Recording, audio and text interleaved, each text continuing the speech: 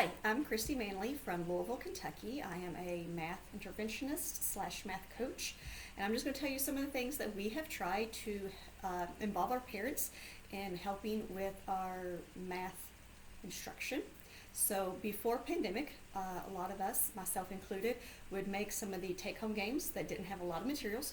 So it was easy for the kids to take them from school to home to play with whoever was in the home. We put them in Ziploc bags, very simple. And if we couldn't find a paper type of game to send home, then we would also try to find some online games that fit their needs. So if they had access at home, they had that. We would also, give it to them through Google Classroom, so they would be able to find it. We always had some sort of night, family night. A lot of times we would combine math and reading at the same time. Sometimes we would just do math or reading, and we just tried to get families within the building. Now, since the pandemic, so we've been virtual for a year. We continue to have a math night.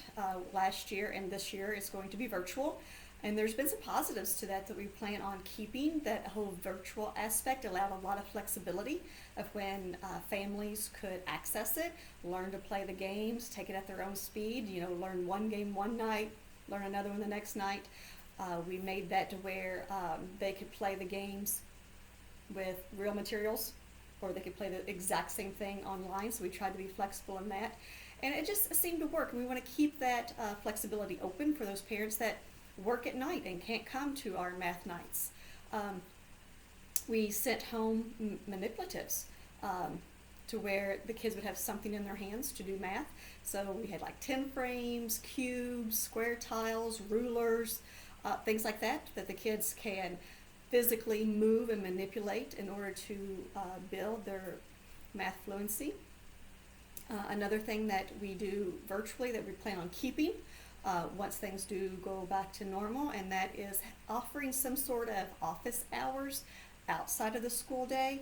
That's been a positive thing since we have been virtual, to where the parents that are not home during the day, or the kids that need assistance and their parent is not home, then we have those office hours to where the kid can log in and get support, like 6 to 7 or 6 to 8, depending on the day of the week. So we had a lot of staff members offer that up, something that we are thinking about. How can we continue that? Because it seemed to work.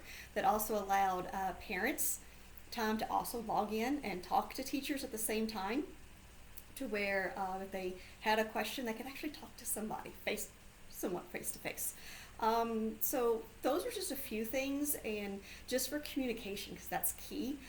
We've used things like ClassDojo and School Connect, which is this year's system.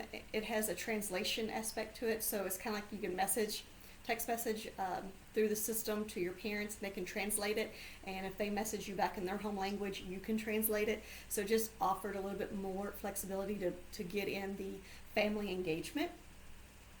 So that's just, in a nutshell, a few of the things that we have tried at my school.